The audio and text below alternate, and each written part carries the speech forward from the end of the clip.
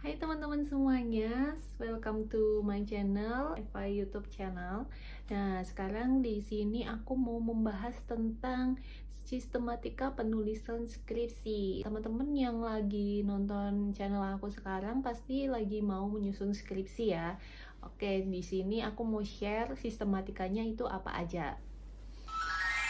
Nah, biasanya kalau format skripsi itu setiap kampus berbeda-beda ya. Ada formatnya masing-masing. Kalian bisa cek di kampus kalian, di website, atau mungkin tanya di prodi kalian.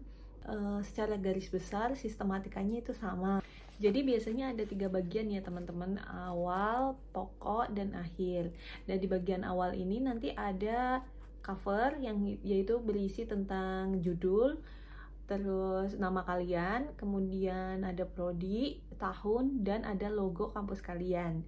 Nah, yang kedua itu ada persetujuan pembimbing, pengesahan kelulusan, lembar pernyataan, kemudian ada moto dan persembahan, terus kata pengantar, pengantar, ada abstrak atau ringkasan, dan kemudian daftar isi atau daftar gambar, bisa juga daftar tabel kalau memang ada tabelnya gitu. Nah, yang sekarang aku mau bahas di sini itu lebih mendalam ke bagian pokoknya.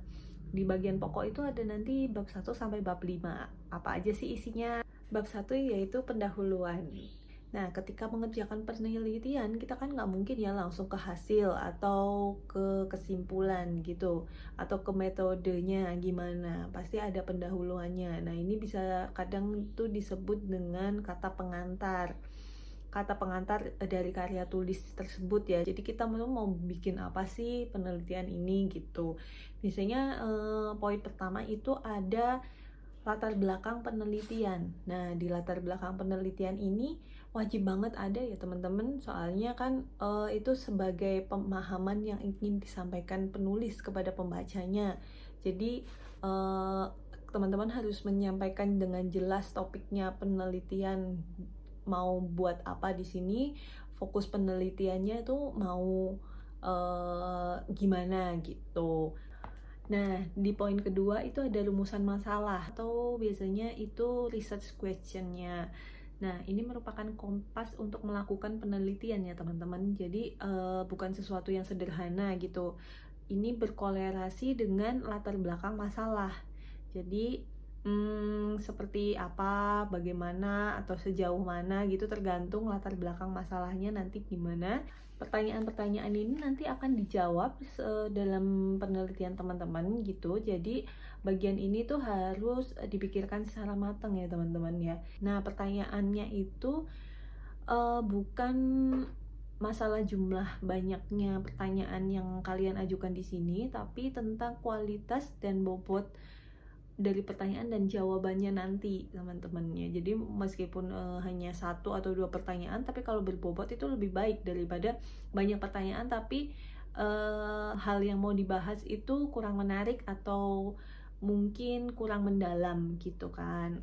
Jadi lebih baik 2 atau 3 tapi on point gitu loh teman-teman. Lalu poin ketiga teman-teman ada tujuan penelitian. Di bab 1 ini nanti juga tuliskan tentang tujuan penelitian kalian tuh apa sih gitu. Jadi rumusan kalimat yang menunjukkan adanya hasil sesuatu yang akan diteliti dan diperoleh setelah penelitian gitu. Sesuatu yang akan dicapai atau ditangani dalam penelitian teman-teman nanti itu sebagai indikasi di mana penelitian itu dilakukan atau data-data serta informasi apa aja sih yang ingin dicapai dari penelitian teman-teman tersebut gitu. Dan yang keempat adalah manfaat penelitian. Di bab 1 juga dijelaskan nanti manfaatnya penelitian yang teman-teman lakukan nih apa aja sih gitu. Ini berisi tentang narasi objektif yang menggambarkan hal-hal yang diperoleh setelah satu tujuan penelitian itu terpenuhi gitu. Ini penting sih untuk memberikan gambaran kepada pembaca tentang outcome atau impact dari sebuah penelitian yang dilakukan. Itu ya teman-teman. Oke, kita langsung ke bab 2. Di bab 2, teman-teman, ada landasan teori. Apa sih isinya gitu. Nah, mungkin teman-teman udah pada tahu ya kalau di landasan teori ini ada berisi tentang kajian pustaka atau biasanya disebut juga tinjauan pustaka atau studi literatur.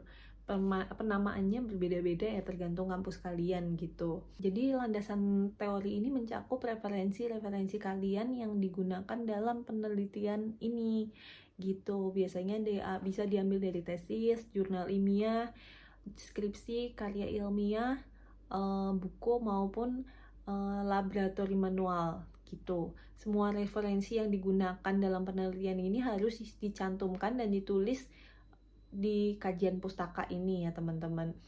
Fungsinya bab 2 itu untuk menunjukkan penelitian kita itu udah pernah dilakukan sebelumnya, seperti untuk pembanding gitu loh, apakah ada persamaan atau perbedaannya. Oke, yang bab ketiga itu adalah metode penelitian.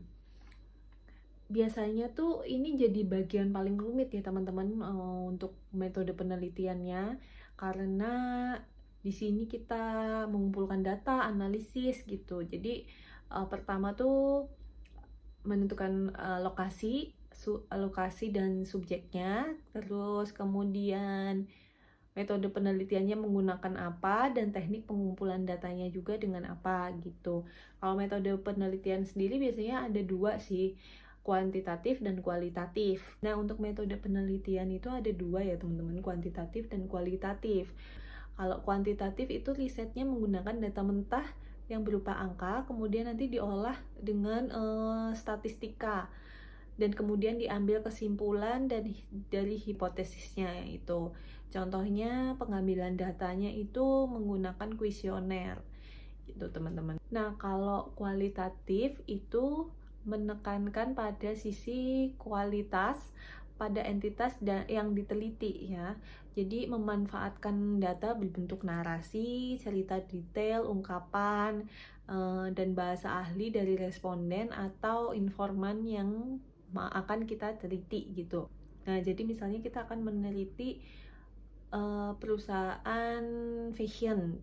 Kita wawancara kepada owner-owner yang mempunyai perusahaan fashion ini gitu. Jadi dengan pengambilan datanya itu dengan cara wawancara dan observasi dengan orang-orang yang dan pelaku yang dapat diamati gitu. Oke, selanjutnya yaitu bab 4. Bab 4 itu isinya hasil dan pembahasan. Jadi setelah teman-teman melakukan penelitian, hasil dan pembahasannya bisa ditulis di bab 4 ini. Kalau misal ada tabel atau grafik gitu bisa juga dicantumkan di bab 4 ini gitu. Tapi di sini bukan menuliskan kesimpulan ya teman-teman. Nanti kesimpulan ada di bab selanjutnya yaitu bab 5. Nah teman-teman, di bab 5 itu adalah kesimpulan dan saran. Di bab 5 ini kesimpulannya nggak perlu sih ditulis panjang lebar gitu, yang penting singkat, padat, dan jelas gitu. Oke, begitu ya teman-teman videonya tentang sistematika penulisan skripsi. Next video nanti mungkin aku akan bahas per bab ya, lebih detail mengenai bab 1 sampai bab 5 isinya. Jadi jangan lupa like dan subscribe. Thank you, bye-bye.